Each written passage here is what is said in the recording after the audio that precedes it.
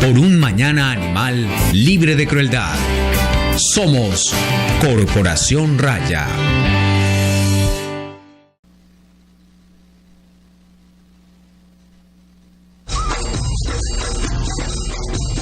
Ládralo, un programa del Instituto Tecnológico Metropolitano y la Corporación Raya, dedicado a la vida y la protección de los animales. Dirige y conduce Juliana Ríos Barberi y Catalina Yepes Mejía. Escúchanos todos los jueves de 5 a 6 de la tarde. Ládralo, por un mañana animal libre de crueldad.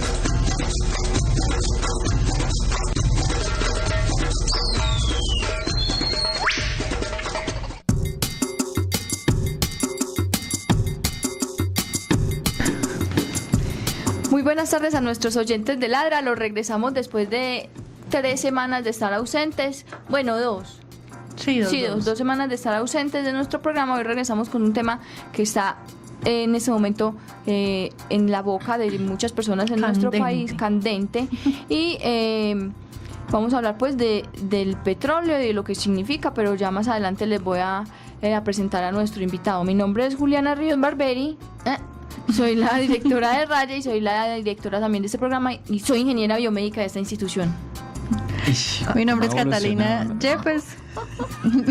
Es que evolucionó desde el primer semestre. Mentiras, ¿desde el qué? Tercero. No, y que los oyentes han sido testigos de eso.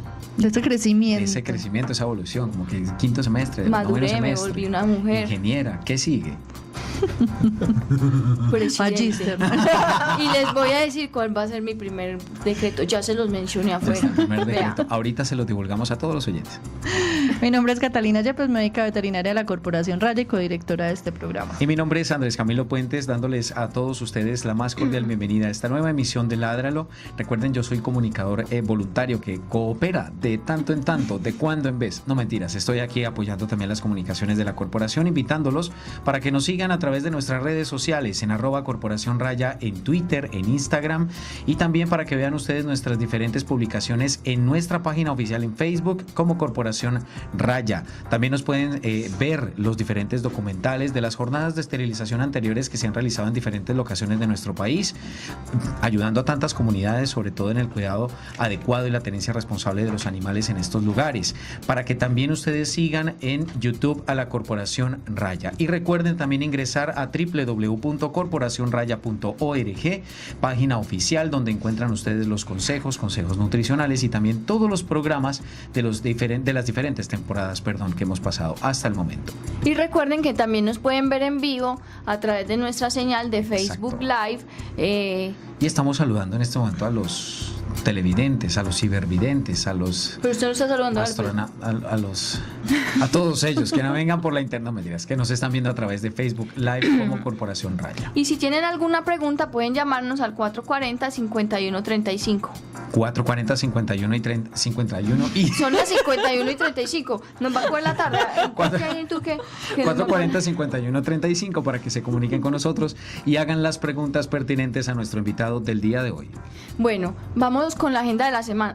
Oigan, con la noticia de la semana. Es momento de la noticia de la semana. En Ládralo. Bueno, la primera noticia de la semana tiene que ver con un tema Se acabó el programa. que para mí es muy difícil de manejar, muy difícil, que es la tauromaquia. No sé si recuerdan que en nuestra temporada pasada estuvo con nosotros Eduardo Peña del colectivo Colombia Sin Toreo, pues que tiene finalmente su sede en Bogotá, donde estas personas hacen un lobby muy importante por sacar adelante los proyectos de ley que terminen con la tauromaquia en nuestro país. El año pasado, como les venía comentando, pues se presentó un proyecto de ley que prohíbe los espectáculos taurinos en todo el territorio nacional, y debido a, obviamente, la influencia del maligno, pues no se llegó a un quórum y dejaron ese proyecto de ley ahí tirado con la promesa de que iba a ser el primero en discutirse apenas se iniciara el periodo legislativo nuevamente en este año, en el mes de marzo. Pues resulta que finalmente ni cumplieron la promesa como era, pero el proyecto se discutió en segunda plenaria. Cuando las leyes y los acuerdos y todo lo que nos legisla en nuestro país tiene que pasar por varios debates, unos en la comisión yo no sé qué, otros en la comisión yo no sé qué, otros en plenaria y así. Entonces pasó pasó la comisión segunda en su debate, falta que pase la comisión tercera y falta que pase la plenaria del Senado. La comisión tercera es quizá la comisión con más dificultad para que ese proyecto se vuelva una realidad, para que las corridas de toros dejen de existir en el territorio nacional. Y es porque ahí hay una bancada o hay unos representantes de un partido que está promocionando por su lado unos proyectos que favorecen los espectáculos taurinos, que los declaran como patrimonio cultural y que los manipulan de una manera que los blindan para que posteriormente pueda terminarse la tauromaquia. Entonces estamos de todas maneras en un momento coyuntural en el que se puede prohibir la tauromaquia en nuestro país, y para eso, pues como siempre hemos hecho aquí el llamado a que ustedes se comuniquen con sus legisladores, con las personas a las que ustedes eligieron por voto, para que se pronuncien y para que su voto sea positivo para pasar el proyecto y que las corridas de toros terminen en el país. Ya es hora de terminar con las corridas de toros, basta ya. Fuiste muy contundente, muy corta, te felicito. No, es que no quiero decir nada al respecto. Ya los oyentes saben lo que siento y cómo se me empieza a hervir la sangre cuando empiezo a hablar de eso. Y la segunda noticia, pues es una noticia que tiene que ver todo con el programa que vamos a hablar el día de hoy, y es que hubo un desastre, pues que está sucediendo en este momento, uno de los mayores desastres causados por contaminación petrolera que han sucedido en nuestro país. Y para hablar de esa noticia de la semana, vamos a aprovechar que tenemos a nuestro invitado experto en el tema, y voy a entonces aprovechar también para presentarlo. Él es Andrés Gómez. Andrés Gómez ya había estado en nuestro programa contándonos o hablando con nosotros sobre el consumo responsable y cómo nuestra alimentación tiene todo que ver con la destrucción de nuestro planeta. Él el día de hoy va a venir a hablar con nosotros, vino a hablar con nosotros, ya llegó sobre ¿cuáles son las cosas que tiene que priorizar nuestro país? El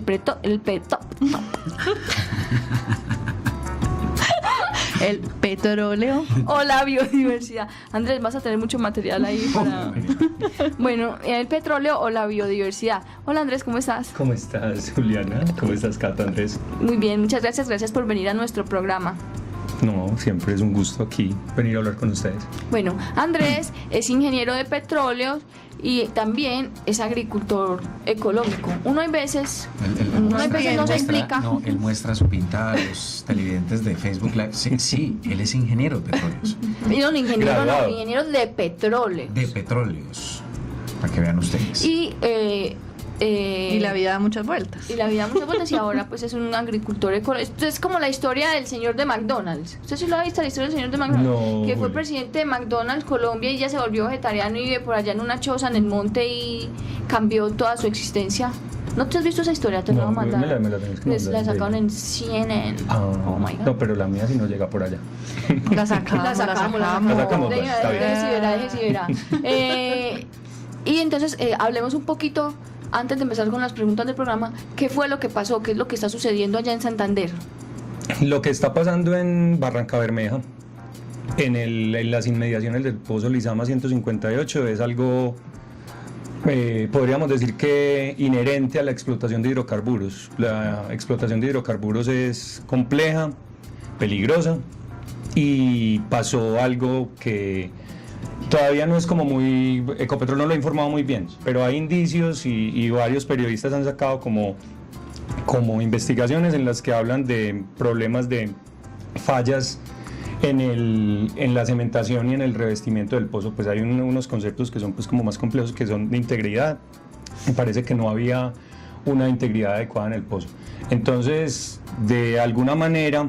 se comunicó el subsuelo del yacimiento que se estaba explotando allá, de una zona que tiene altas presiones de petróleo, tiene altas presiones y ahí conviven petróleo y gas, y emergieron a la superficie, afloraron a unos metros del pozo como tal y empezaron a contaminar acuíferos. Entonces, Yo pienso que un evento como estos, que pasa, que sucede, que también tenemos que mencionar como comparando todo esto, lo que ha hecho los atentados que ha habido a la infraestructura petrolera, que también son contaminantes y que también generan un problema grandísimo.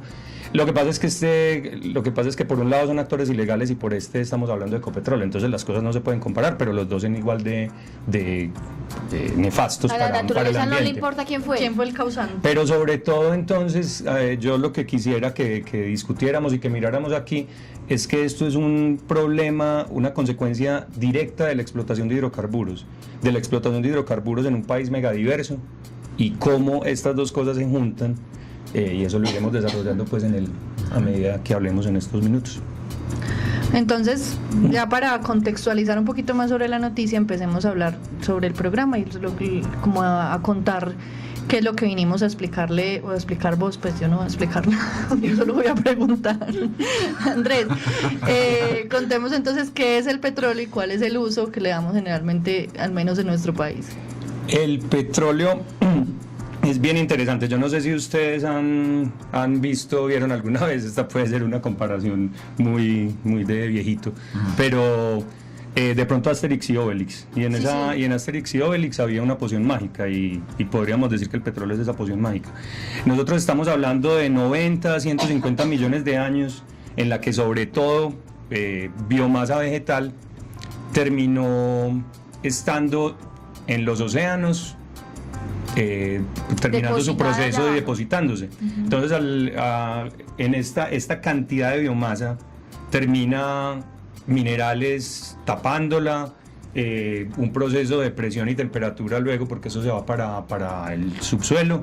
Entonces tal vez podríamos decir que producto de la alquimia de la naturaleza, pues de los mismos movimientos de la tierra, que terminan utilizando toda esa biomasa, que fundamental, eso fue transformación a través de la fotosíntesis de sol de épocas prehistóricas. O sea, nosotros de lo que hoy nos beneficiamos es parte de la fotosíntesis de la Tierra hace todos esos millones de años, que con condiciones de presión y temperatura se volvió el petróleo, el gas, el carbón y todo lo que tenemos hoy. Más o menos un galón de petróleo contiene el equivalente a 98 toneladas de ese material. Es destilado por millones de años y, como les decía ahora, por sí misma pues tiene energía solar que fue transformada. Pero piensen en ese dato, un solo galón tiene 98 toneladas de ese material primigenio. O sea, 98 toneladas de esa hierba en un solo galón. Eso simplemente es como para pensar en la suerte que nosotros corremos de vivir en esta época en la que podemos tener todo eso. Y un dato que me parece como fundamental también para que dimensionemos el papel del petróleo en nuestra sociedad: una persona adulta saludable que logre trabajar 40 horas a la semana por 52 semanas al año, que eso es más o menos pues alguien, pues imaginémonos una persona bien saludable, fuerte, un obrero, necesitaría más de 10 años para hacer el trabajo contenido en un barril de petróleo.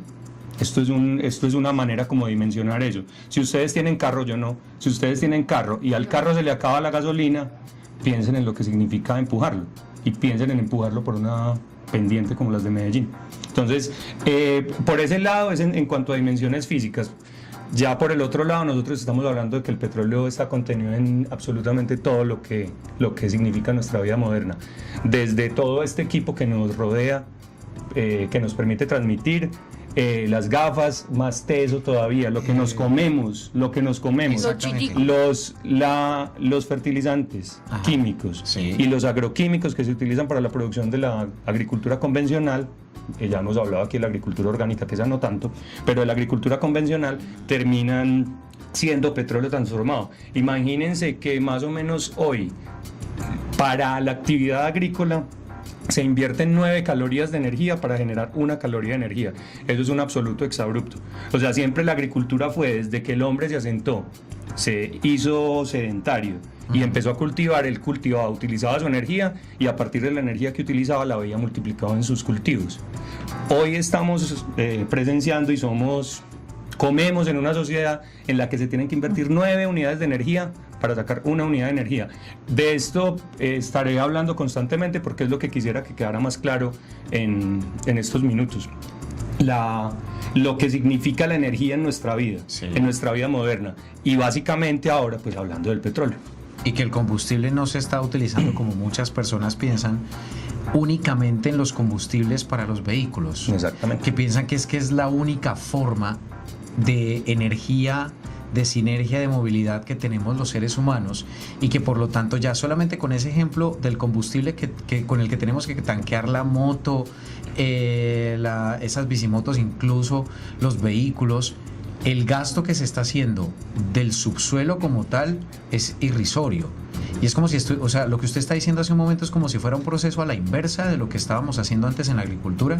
Claro, porque lo que pasa es que en esos momentos nosotros nos encontrábamos con una concentración de energía menor en todo lo que hacíamos. Como les dije al principio, si nosotros estamos hablando de 90 o 150 millones de años que logran procesar ese material vegetal y lo entregan hoy lleno de energía, es muy distinto a lo que se puede enfrentar uno como agricultor con sus herramientas ante una planta que le entrega tanta cantidad de energía. Pero entonces ahí eso es interesante, pues porque el encontrarse con el petróleo, sí, o sea, la revolución industrial es la que termina siendo un cambio absoluto en nuestra vida y sobre todo la relación con el confort. El impacto que genera, por lo tanto, para nosotros hoy, por ejemplo, cosas, o sea, de esa misma manera como ver el petróleo como sus caminos, su hilo que a veces es invisible. Uh-huh. Este programa está transmitiéndose por Facebook Live, por no sé qué montón de redes sociales. Cada vez que nosotros hacemos un clic, cada vez que alguien hace clic en el WhatsApp, en cualquiera de esas cosas, está moviendo energía.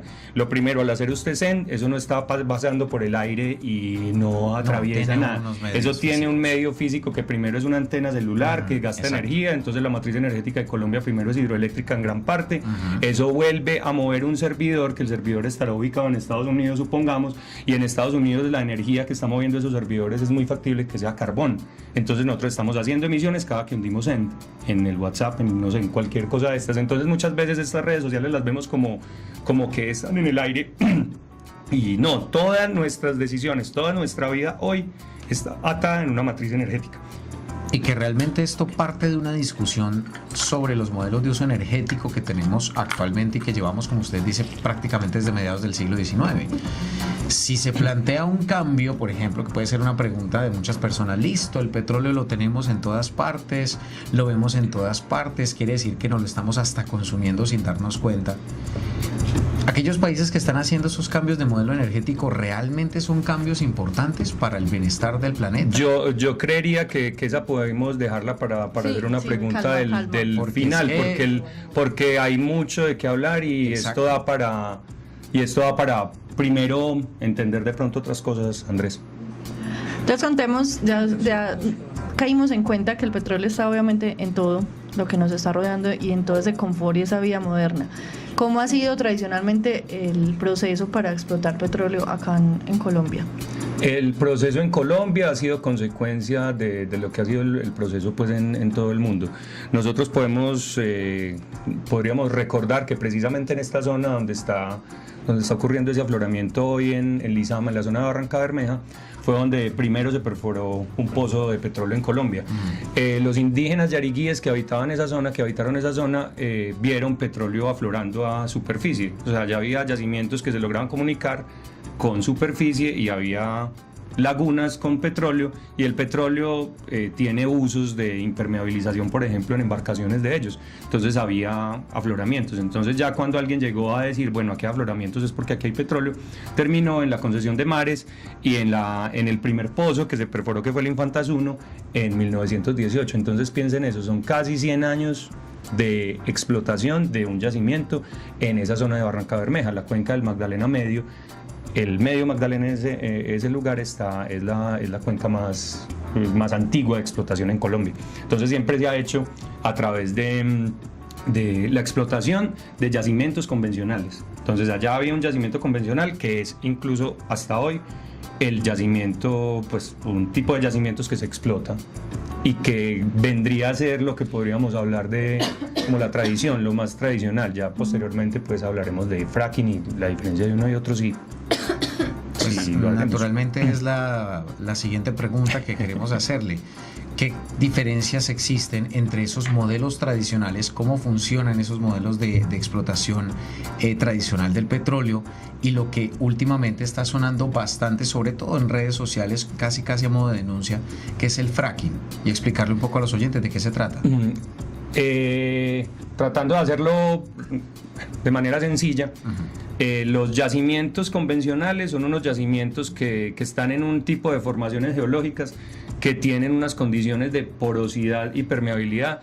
Piensen en como si tuviéramos, como si el petróleo estuviera almacenado, que ahora estaba hablando con ustedes del caramelo del álbum de Chocolatina, en el que nos pintaban el petróleo como si fuera una bolsa, que una bolsa se chuza y luego sale el petróleo a la superficie, y no es así. Más bien eso se podría parecer a el contenido de una esponja de cocina. Entonces, si una esponja de cocina uno la pone en el agua, ella absorbe agua porque tiene unos espacios vacíos, que es lo que llamamos porosidad, y cuando uno logra apretar esa esponja, el agua sale, porque esa agua que estaba acumulada en esos poros tenía un camino, y ese camino se llama permeabilidad. Entonces esos son los yacimientos tradicionales. Y una cosa bien importante: piensen ustedes en una metáfora como la del tomar los frutos de un mango, de un árbol de mango. ¿Cuáles son las frutas de mango que yo primero cojo si estoy ante un árbol lleno de mangos? Las de abajo. Las de abajo, porque son las más fáciles, ¿cierto? Entonces eso mismo sucede con la explotación de petróleo. El petróleo que primero se sacó, y estamos hablando desde más o menos 1886 en términos mundiales, es el petróleo que más fácil se extrae. Ese petróleo, estamos hablando de esa perforación en Infantas 1 en 1918. Entonces esos yacimientos convencionales eran relativamente sencillos de explotar. Y sobre todo, fundamental que sigamos hablando de este tema, la tasa de retorno energético. La tasa de retorno energético habla de la cantidad de energía invertida para sacar unidades de energía de ese mismo proceso. Entonces, por ejemplo, si yo estoy invirtiendo una unidad de energía, cuando hablábamos del petróleo convencional y tradicional de principios del siglo pasado, estábamos hablando que podía obtenerse un retorno energético mayor a 100 unidades. Por una unidad yo obtenía 100 unidades. Entonces eso es fundamental, y eso habla de la abundancia energética de una sociedad que le permite llegar al estado de confort y de bienestar en el que vivimos hoy. Entonces esto por el lado de los yacimientos convencionales y de la explotación de yacimientos convencionales.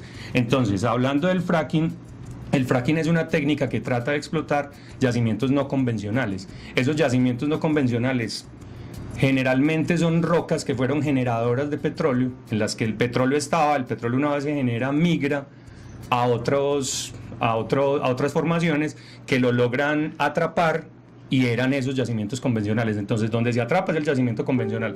La roca generadora es la roca donde estaba ese petróleo y que tiene muy pocos caminos de permeabilidad. Lo que les decía, la comunicación en el petróleo, en el yacimiento, cuando no se tiene, es lo que logra hacer el fracturamiento hidráulico o fracking.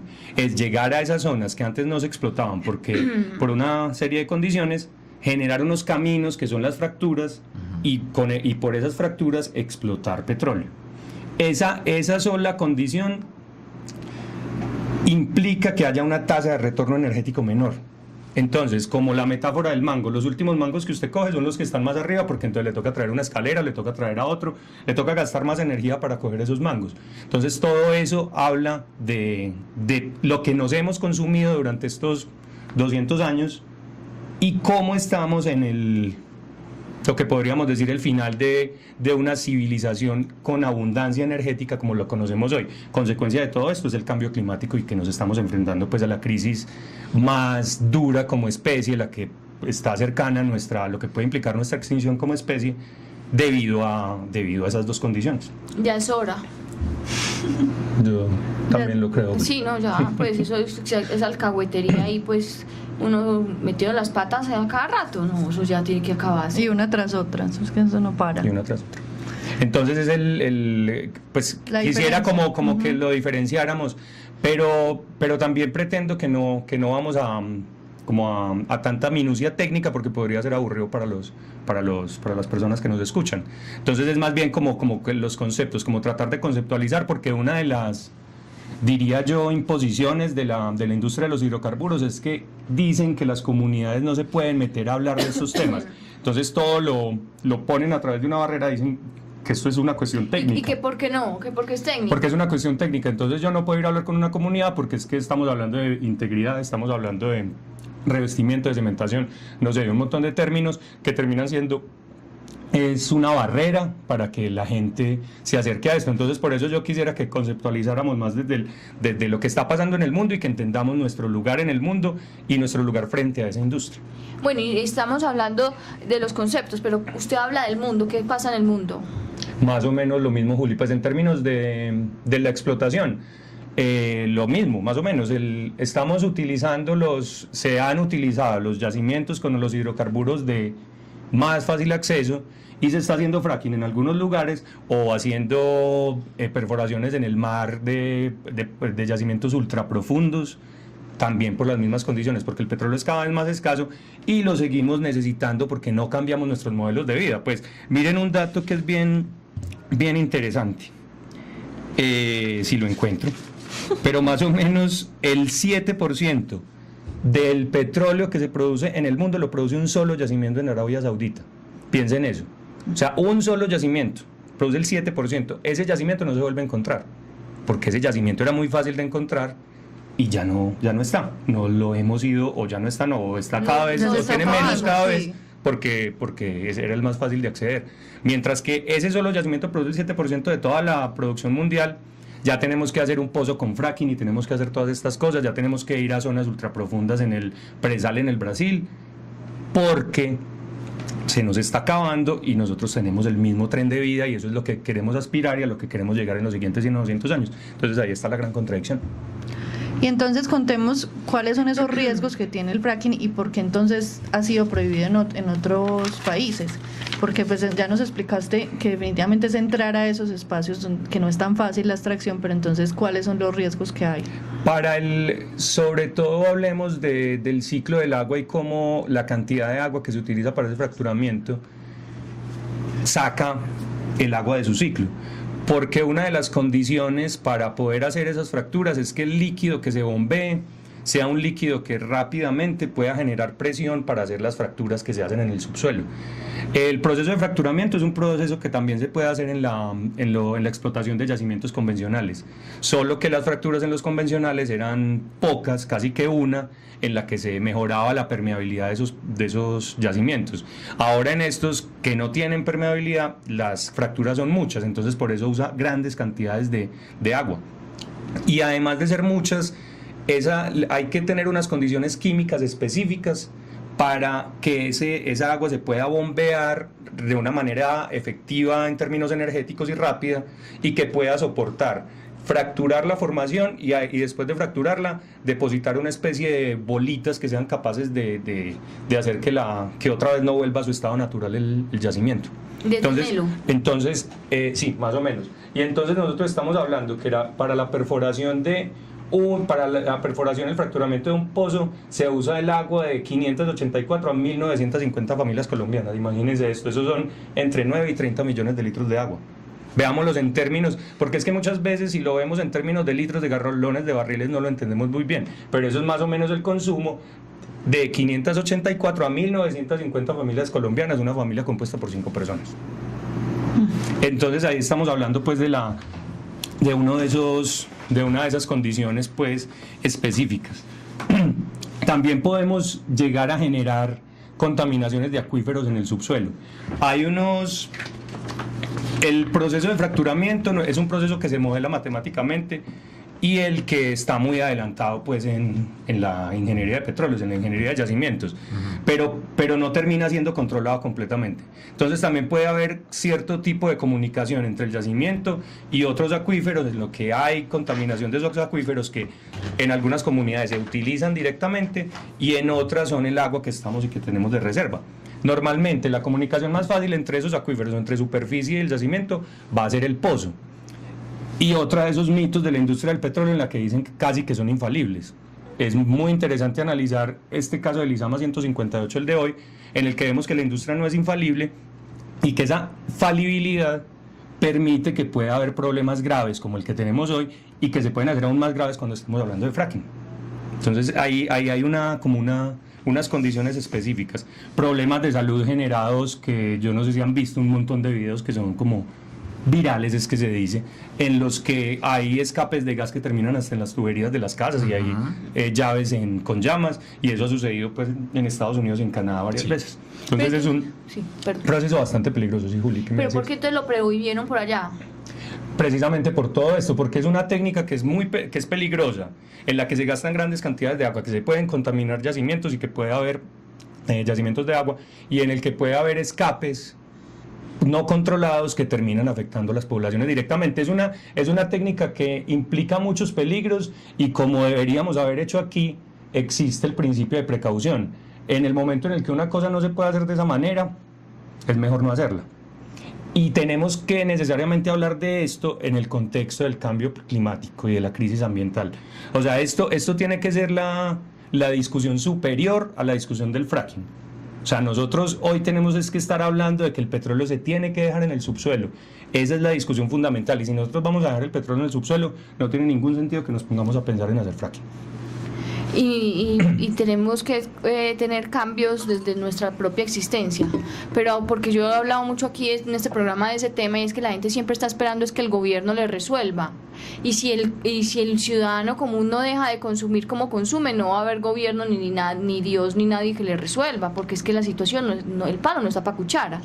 Y es fundamental, Juli, que también nuestra condición aquí en Medellín específicamente, de lejanía de las zonas que explotan petróleo, nos permite tener una situación más cómoda, en la que hablar de fracking en Medellín es casi que eso no lo hace nadie, porque es que aquí eso no nos interesa. Aquí podemos hablar de agua de pronto, aquí podemos hablar de otros temas que están más cercanos, pero el petróleo está cerca de Medellín, en Yondó, pero Yondó para nosotros eso es Barranca Bermeja, eso es el frente de Barranca Bermeja. Andrés, pero si ya sabe que es tan peligroso, si hay países que lo han prohibido, ¿por qué Colombia y otros? Y estamos hablando de países como Alemania, como Francia, pues no estamos hablando por allá de cualquier lugar, pues entonces por allá alejadas, ¿no? Entonces estamos hablando del estado de Nueva York, por ejemplo, y en el estado de Nueva York fue bien importante el aporte del colectivo médico, en el que se pusieron a analizar los problemas inherentes al fracking. ¿Y qué nos pasa, pues? ¿Qué nos pasa? Que entonces hay un cuento que nos lo echa la industria, nos lo echa la Ecopetrol y la industria de los hidrocarburos, en los que tenemos que mantener reservas, y tenemos que mantener unas reservas de petróleo, y esas reservas tienen que aumentar con el tiempo. Entonces dicen que como esas reservas se nos agotan, y estamos hablando de que en los próximos 7 o 9 años supuestamente Colombia dejaría de ser autosuficiente en términos de petróleo, que tenemos que seguir aumentando las reservas pase lo que pase. Entonces eso es un cuento que contrasta con lo que está pasando en contravía, con lo que está pasando en el mundo, que estamos pensando en migrar al tema a una energía distinta. Y me permito meter la cucharada ahí por una razón, porque es que en temas nacionales ustedes saben que el petróleo es una de las locomotoras que, según el gobierno, mueven el país. Que Ecopetrol hace parte de esa organización que requiere el gobierno incluso para percibir ingresos. Tanto es así que una de las primeras noticias que surge este año tiene que ver con las ganancias exacerbadas que tiene Ecopetrol en medio de una crisis mundial petrolera, y especialmente aquí en la región, con el cual se llenan la boca y empiezan a decir: es que tenemos unos resultados superiores a los 6 billones de pesos, o que equivalen a tanto respecto al Producto Interno Bruto colombiano, y que por lo tanto le va a aportar unas ganancias y que le va a terminar generando unos ingresos al país. Miren, ha sido el mismo cuento de siempre.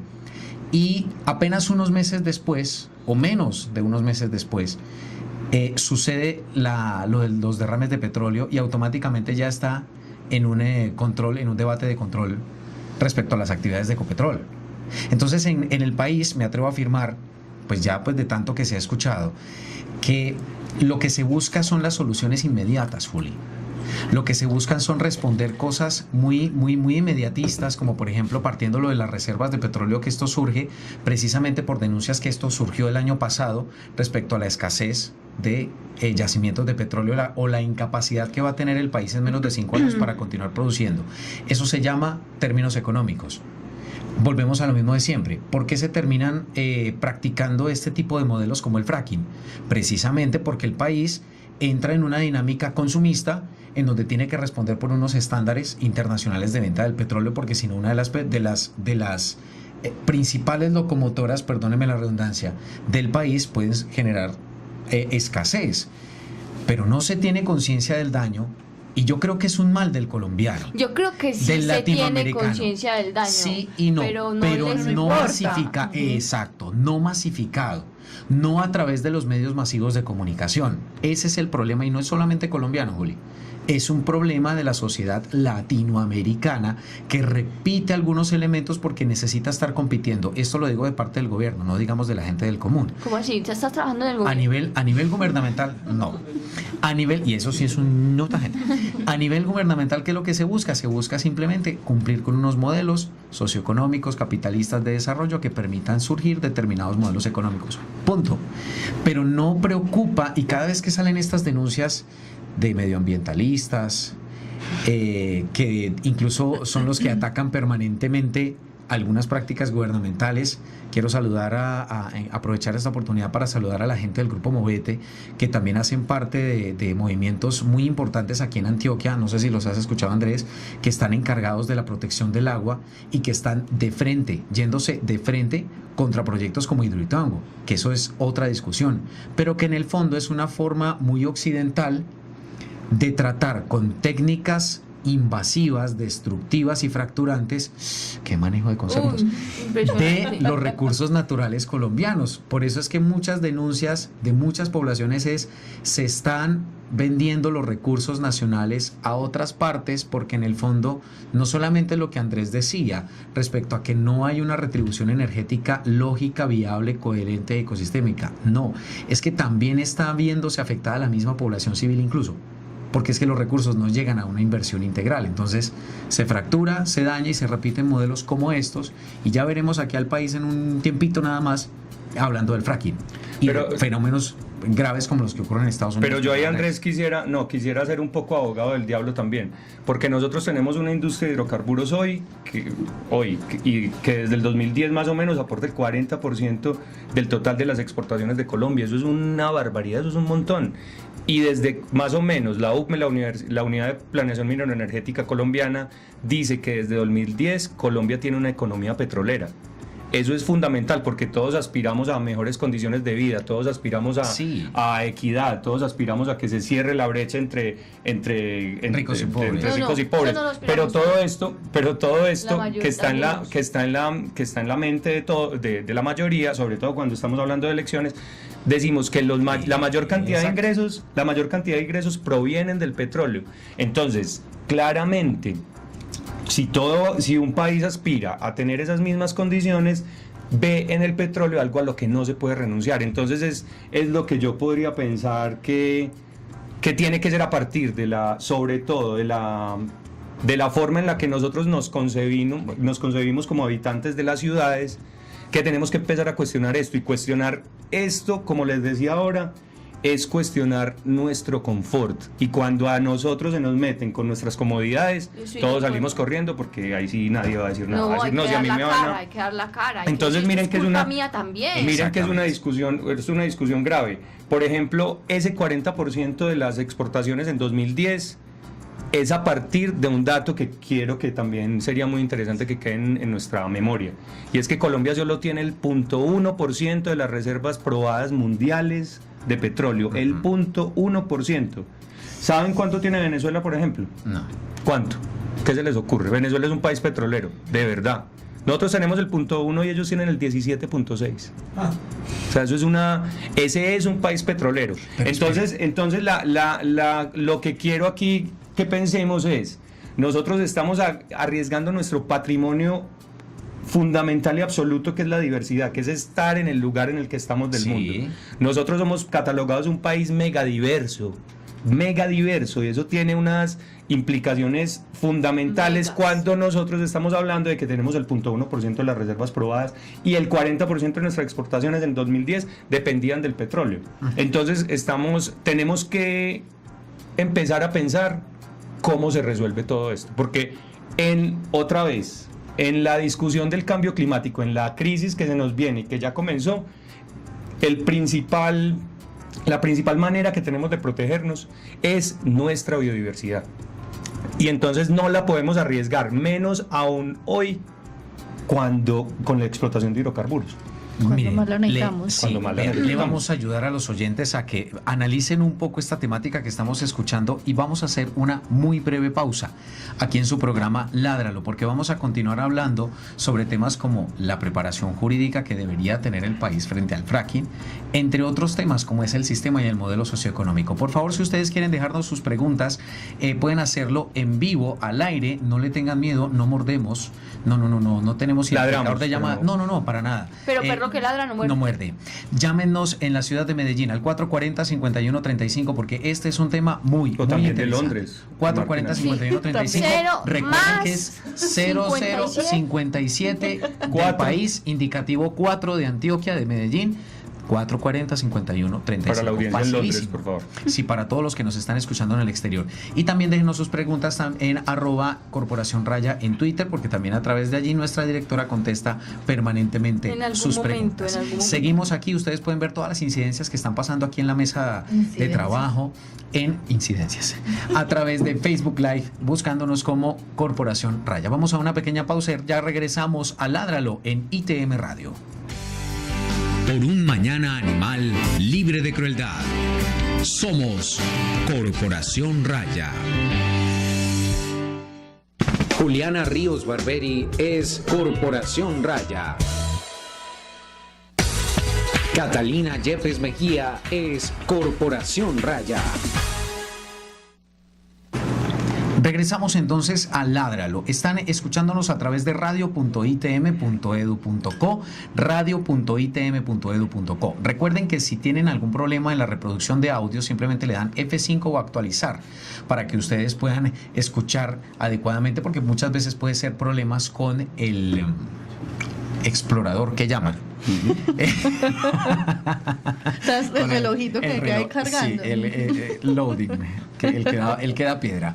Y por supuesto, recuerden nuestras redes sociales y sobre todo seguirnos en corporacionraya.org, que es nuestra página oficial. Estamos con nuestro invitado, con Andrés Gómez, ingeniero de petróleos, que yo creo que mucha gente se preguntará en este momento, bueno, estás haciendo un ataque prácticamente directo a las prácticas petroleras, ¿por qué ingeniería de petróleos? Ahí está, uno tiene que estudiar también para poderse enfrentar a estas cosas que nos están haciendo daño. Así de sencillo. Vamos a continuar hablando entonces de nuestro tema aquí en Ládralo. Andrés, yo quiero que con lo que tocabas antes de irnos a ese pequeño corte, era ese tema de que somos un país megadiverso. Somos un país megadiverso y que estamos necesitando esa biodiversidad y que no la estamos valorando. Entonces, los riesgos de ese fracking son mucho mayores en un país como nosotros. O sea, si ya países como Francia y Alemania tomaron esa decisión, los riesgos aumentan aún más en un país como Colombia. Sobre todo, Cata, en términos de la explotación de hidrocarburos, no solo el fracking. El fracking es tal vez la parte más exacerbada, pues, de la condición más exacerbada en estos momentos. Pero estamos hablando que toda la explotación de hidrocarburos es una actividad bastante riesgosa. Riesgosa en estos términos. ¿Qué está pasando hoy con ese derrame, por ejemplo, que lo tenemos tan fresco? ¿Y qué pasa, insisto, también cuando son voladuras del oleoducto? Entonces se afectan comunidades bióticas enteras, animales, vegetales, de todo tipo.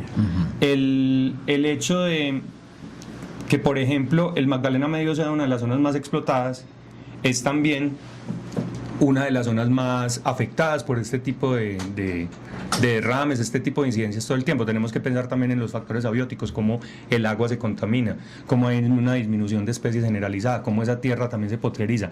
Fundamental, para poder acceder a un campo de petróleo y poder desarrollarlo, hay que hacer carreteras, y las carreteras generan explotación de todo tipo, generan ruptura de ecosistemas, fraccionamiento, y entonces estamos hablando de problemas mayores. Eso va a ser siempre inherente a un tipo de explotación como esta. Entonces es bien interesante que lo pensemos no solo en todos estos términos, porque eso es ampliar la frontera extractiva.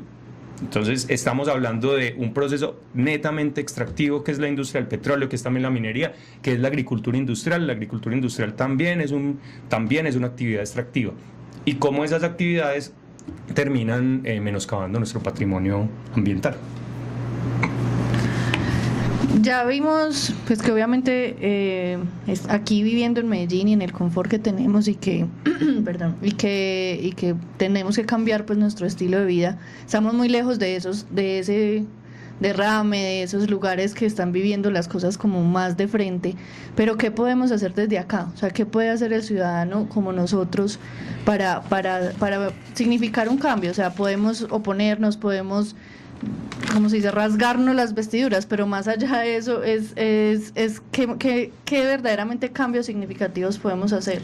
Yo creo, Cata, que una cosa fundamental es entender todo esto, o sea, como hacer conciencia de que nuestra comodidad implica la degradación de entornos, el sometimiento de territorios y de poblaciones que viven en esos territorios, porque casi que el hecho de que nosotros vivamos en la ciudad nos lo da por garantizado. Nosotros nos creemos aquí en el derecho de tener, de poder movernos en una camioneta de 5 toneladas con una sola persona, 4x4 de 5 toneladas para una persona, porque yo tengo libertad de movilización. Entonces todas estas libertades implican que hay una degradación en un lugar lejano que la mayoría de personas no han tenido la oportunidad de observar. Mi experiencia vital como ingeniero de petróleos que trabajó en esa industria por varios años, a mí me tocó hacer el trabajo sucio, que era el de sacar petróleo. Yo trabajé directamente en la extracción de petróleo en pozos, y es una experiencia completamente distinta. Uno siente que está viendo otro mundo, que es el mundo que permite esa comodidad en la que estamos hoy. Oh my God. Otra vez el micrófono. El micrófono, pero quedamos bien, ¿cierto? Sí, no soy. Entonces yo creo que una cuestión fundamental es esta, la de hacer nuestra reflexión, esa reflexión interna. Fundamental también ahora. ¿Qué nos están proponiendo nuestros candidatos? ¿De qué hablan? ¿Están hablando de lo mismo? ¿Hay alguno que esté hablando de otra cosa? Todo esto me parece como importante también de analizar, porque en esas elecciones y luego en la forma en la que nosotros presionemos a esas personas que quedaron elegidas, también encontraremos otros caminos. También podríamos hablar de estar en un momento de la historia del mundo en la que cada vez es más costoso para el entorno utilizar lo que utilizamos, explotar la energía que explotamos. Entonces ahí también está ese apoyo de las ciudades. Por ejemplo, hoy en cuanto al fracking, la pelea más de frente que se está haciendo en Colombia se hace en San Martín Meta, porque allá están perforando, allá se autorizó el primer pozo para fracking que se ha autorizado en Colombia, que se llama el Pozo Picaplata. ¿Ellos qué están haciendo? Están haciendo unas movilizaciones enormes. Ellos están tratando de llegar a una acción popular para prohibir el fracking en su territorio, como lo han hecho con la minería en otros lugares de Colombia. Entonces, todo esto es un proceso al que nosotros no nos podemos, como Medellín y como en el lugar en el que estamos, del que no nos podemos aislar. Y que entonces, vale la pena contextualizar un poco el ambiente en el Meta, uno de los primeros departamentos altamente petroleros del país, pero también con unas fuentes hídricas tremendamente importantes, y no tanto eso, Juli, sino que muchísimas comunidades dependen de acueductos artesanales. Es muy común encontrar, incluso en el mismo Piedemonte Llanero y especialmente en la capital, que es Villavicencio, tanto el acueducto municipal, que proviene de esa represa tan famosa, incluso que tiene sus mitos por allá de que si se desborda, se inunda Villavicencio, pero también de los barrios fundados por un zar de las Esmeraldas, que ya no, ese señor ya falleció de toda la cosa, que es el señor Víctor Carranza, que abrió muchísimos municipios y que muchas comunidades dependen de estos acueductos artesanales y por lo tanto, y no solamente en Villavicencio, en gran parte del departamento, y por lo tanto tan pronto les tocan el agua inmediatamente saltan, no solamente por la afectación de salud, sino porque en cualquier momento llega el gobierno a tomar posesión de ese lugar y les empiezan a generar impuestos. Entonces también va por un lado y por el otro, pero también hay que entender que es la preocupación misma de la población, porque allá el agua es un tema bastante, casi al nivel de ser sagrado, porque no solamente son los altos costos que se pagan por el acueducto municipal, sino que también es un punto muy importante para la ganadería y para el cultivo y para muchas prácticas de las que viven estas poblaciones. Como debería ser, porque no podríamos arriesgar el agua de ninguna manera, y eso es lo que hoy estamos haciendo. Pero hacemos eso, todos los días lo hacemos. Todos los días de la vida. Y lo estamos haciendo más en esos sitios en los que se está haciendo explotación, porque estamos poniendo todos esas grandes cantidades de agua, exponiéndolas a contaminación. Andrés, ¿vos crees que el fracking vaya a avanzar mucho en nuestro país? ¿Cuál es tu perspectiva? ¿Tenés esperanzas? Yo creo que tristemente sí lo vamos a ver, porque me parece que nuestra sociedad es muy lejana a esos temas, no le interesa mucho, y con esa conexión con la comodidad no va a haber mayor esperanza. Espero que me equivoque, ojalá me equivoque, pero yo creería que la gran presión de las petroleras y esta presión económica, cuando yo les digo, cuando estamos hablando hoy de que eso representa tanto porcentaje de las exportaciones, tanto porcentaje de los ingresos fiscales, va a terminar haciendo eso, porque aquí estamos hablando de fracking, pero se nos está olvidando.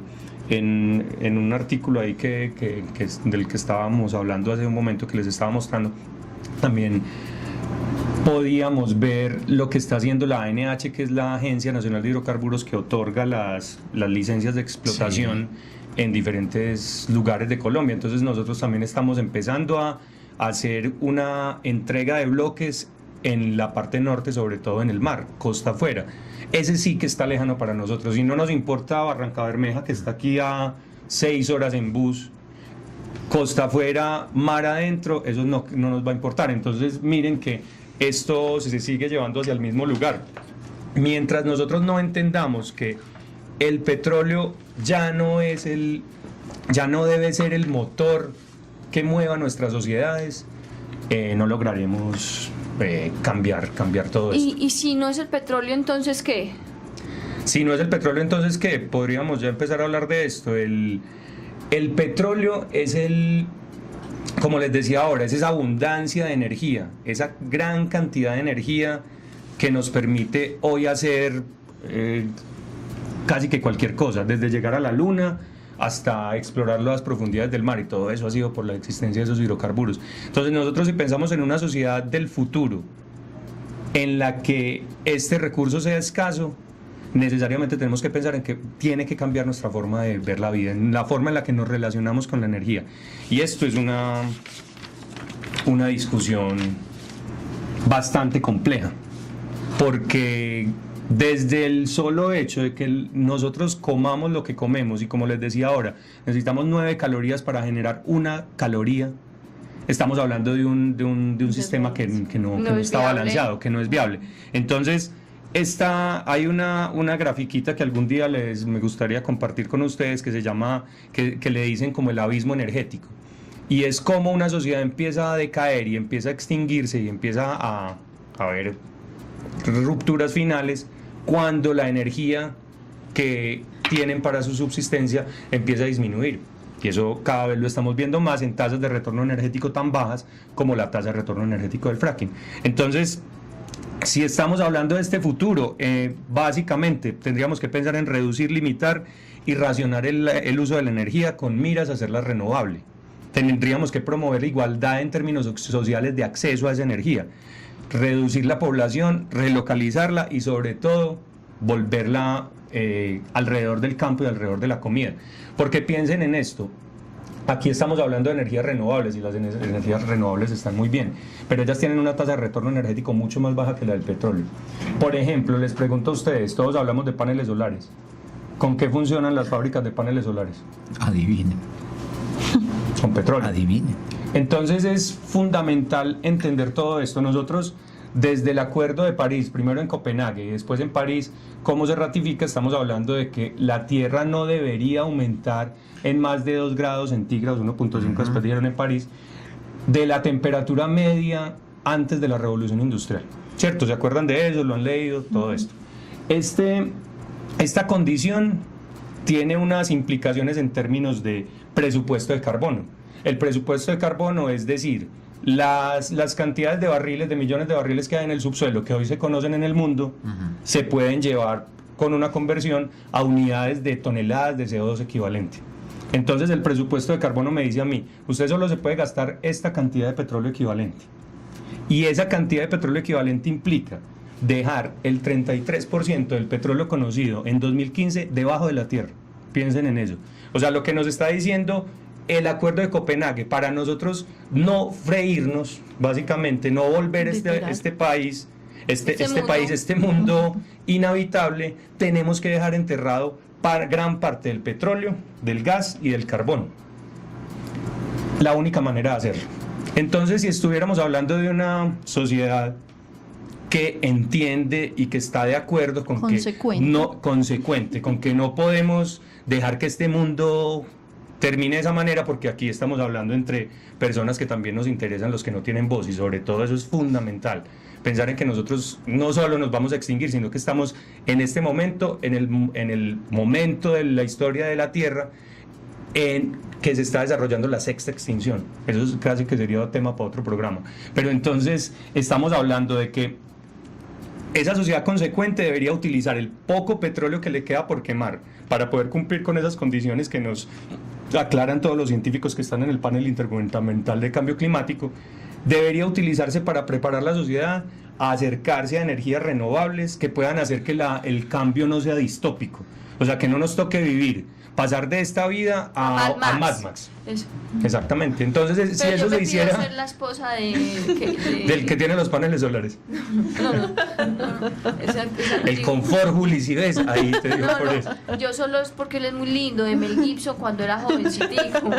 Era un bizcocho. Pero mira que entre las posiciones que decía Andrés está tu primer legado como presidente. Hay que disminuir la población, vea. Perfecto, ese es el primer. Voy súper bien. Más bien. Y la parte en la que les decía de ese dato de dejar los hidrocarburos en el subsuelo remite pues a los que han investigado sobre eso, y hablaban directamente de dejar el 33% de las reservas de petróleo, el 49% de las de gas bajo tierra. Imagínense eso, que las implicaciones que eso tiene en términos económicos, porque es que una sociedad que hoy le apuesta al petróleo, cuando el resto del mundo está diciendo, hombre, eso es una burbuja, porque es que lo que usted tiene enterrado ya no lo va a poder sacar y eso no va a valer económicamente. Estamos hablando de que hay expertos que eso lo llaman la burbuja de los hidrocarburos, la burbuja de las energías fósiles, y que grandes movimientos de dinero, no de ambientalistas ni de gente que se pone a hablar paja en un programa cualquiera de radio, están diciendo que el dinero tiene que migrar. O sea, no es la gente, no es nada. Ellos dicen, ¿cómo así? El petróleo ya no es un negocio, en cualquier momento la burbuja se explota y yo tengo que empezar a pasar la plata para otro lado. Y ese lado al que lo están pasando es el de las energías renovables. Entonces miren que esa lógica económica necesariamente nos debería hacer reflexionar como país y volver a esto. Los hidrocarburos no. Debemos cambiar, tenemos unas condiciones hoy y uno no puede decir que de la noche a la mañana llegó una persona ya y apagó los pozos petroleros y empezó con los paneles solares. Eso no es así, es un proceso de transición en el que se necesitan los hidrocarburos, pero en el que puede llegar una sociedad a decir, listo, vamos a explotar lo que tenemos hoy, lo vamos a hacer de la mejor manera porque vamos a empezar a hacer la transición hacia otro tipo de sociedad. Sí, pero mientras sigan existiendo miembros de Ecopetrol en la Junta Directiva del Banco de la República y de la toma de las decisiones de este país, va a ser un poquito complicado. Andrés, yo trabajé en Ecopetrol y todo. Ay, Dios mío. Me enojé, pero es que es verdad, y desafortunadamente no, pero es también así. Es verdad, pero también es cierto que a uno como ciudadano allá vamos con la siguiente. Es que ay, en estos días, como no, una persona teniendo una discusión, decía, no, es muy importante que el partido, hablando de la cosa del medio ambiente, de la calidad del aire de nuestra ciudad, decía, no, es que el particular tiene que hacer un sacrificio y dejar el carro en la casa. el particular tiene que hacer el sacrificio y bueno, y se tiene que, y a los otros segundos va diciendo que tiene 2 carros por el pico y placa. Entonces yo dije, es el otro particular al que le toca, a él no. Desde que su comodidad no esté afectada, entonces que el otro haga. Y yo ya estoy harta de eso, estoy harta. Las necesidades inmediatas de la gente, Juliana. Pero así eso de no es una sencillo. necesidad, eso no es una necesidad, pero eso es una Yo te inventada. lo estoy Es una poniendo mentira. en términos como lo pone la gente. Claro. Es que no te lo estoy diciendo yo por hacer una discusión contigo. Es que la gente lo coloca así. Es una necesidad inmediata. El mal menor. Lo que se necesita porque es que toca así. Toca así no. Yo creo que ya hay 2 puntos claros y uno es, la gente tenemos que informarnos muy bien sobre estas prácticas. 1. 2, tenemos que analizar muy bien datos tan importantes como el que nos ofrecía Andrés, de que no es que estemos gastando aquí los tremendos yacimientos de petróleo, no, es que esa particulita que aparece dentro de los porcentajes de lo que realmente tenemos frente a otros países, a nosotros no nos puede colocar en la misma competitividad de otras naciones y sacar exacerbadamente todos estos barriles de petróleo simplemente por arrojar números positivos que supuestamente van al país, en la Junta. Y que aparte de eso, yo sí quisiera preguntarle, Andrés, porque yo sé que ha tenido contacto con comunidades y sobre todo Porque en ya los nos pueblos. acabó. Sí, pero ahí vamos. Pues, en donde, voy a ser muy rápido con esto, en Más donde rápido, la sí, gente, sí, el exceso de alcohol es por encima. En donde la misma población, ni siquiera en las ciudades, usted bien lo ha dicho, es en los pueblos donde la gente se preocupa por la protección de sus recursos naturales y genera movimientos. ¿Cuáles deberían ser esas oportunidades o esas acciones que como comunidad deberíamos empezar a hacer para enfrentar este tipo de fenómenos? Empezar a apoyar desde aquí todo ese movimiento de oposición, ese movimiento de consultas populares y entender nuestra relación, repito y me hago cansón con esto, pero es nuestra relación desde la comodidad de la ciudad con esos territorios olvidados. Es muy difícil que a nosotros nos vaya una persona de un pueblo de Paz de Ariporo en el Casanare, que no sabemos ni siquiera que existe, y que tenga una pelea en Paz de Ariporo cuando nosotros en Medellín, en Bogotá, eso nos importa un carajo porque nosotros queremos es petróleo y queremos mover nuestros carros y queremos tener 2 y 3 y 4 en el pico y placa y cambiar de ropa. Entonces todas estas acciones es lo mismo, Andrés, es entender. Yo creo que aquí estoy hablando de algo invisible. O sea, mi ejercicio aquí es de tratar de por un momentico hacer visible lo que es invisible. Sí. Y eso es algo de lo que nos tenemos que encargar nosotros. Hablar de estos temas que parecen tan áridos en una ciudad como Medellín es fundamental, pero no lo hacemos, no lo hacemos nunca. La Facultad de Ingeniería de Petróleos de la Universidad Nacional de Colombia no lo hace, por ejemplo, de la que yo salí. Y además Hoy, después de 20 años de casi de ser egresado, hoy no habla de estos temas. Hoy la Universidad Nacional no habla de cambio climático. No tiene a los ingenieros de petróleos pensando en eso. Entonces van a salir a hacer lo mismo que nos enseñaban a nosotros y que le tocó a uno aprender por ahí leyendo revistas de pacotilla. Y también finalmente es esa desconexión y no queremos la biodiversidad, no nos interesa. Entonces no vemos los animales que hay, entonces eso no existe. Todo lo que no veamos no existe. Entonces no generamos esa apropiación desde el sentimiento con pues no la sensibilería, ni que pesa ni pobrecito el perrito ni el gatico, no, sino como, hombre, Desde nuestra el respeto riqueza y verdadera es que somos megadiversos. Esa es nuestra verdadera riqueza. Nosotros no tenemos petróleo, nosotros no somos un país petrolero, somos un país de riqueza natural, y que yo creo que eso es lo que le tiene que quedar a la gente cuando elija a las personas que va a elegir. Usted, su candidato valora la riqueza natural, que finalmente es lo único que tenemos, que si no le va a dar un carro, ni le va a dar 50 viajes transatlánticos al año, pero le va a dar lo que usted come, le va a dar lo que usted respira, le va a dar su sustento vital. Entonces piense qué es lo que usted quiere. ¿Quiere tener carro o quiere tener aire para respirar? ¿Quiere tener viajes transatlánticos o quiere tener una comida limpia que comerse? Lo verdaderamente importante. Andrés, muchas gracias. Cata, de que muy bueno. Pues que se nos acabó. ¿Yo qué hago? Pues esto va para otro programa. Sí, tenemos agenda de la semana, ¿no? Sí. Un momento, por favor. Varias jornadas de vacunación, esterilizaciones, encuentros, conferencias. Todo en la agenda de la semana en Ládralo. Bueno, de agenda de la semana, nuestro día de esterilización colectiva que realizaremos el próximo domingo. ¿De humanos también? Ay, ojalá. No. Bueno, yo estoy en esas. Está montando el proyecto, Fer. Entonces, nuestro día de esterilización colectiva que realizaremos en el barrio Santa Mónica para perros y gatos, hembras y machos, excepto perros y gatos braquicéfalos, es decir, los ñaticos, los que respiran así.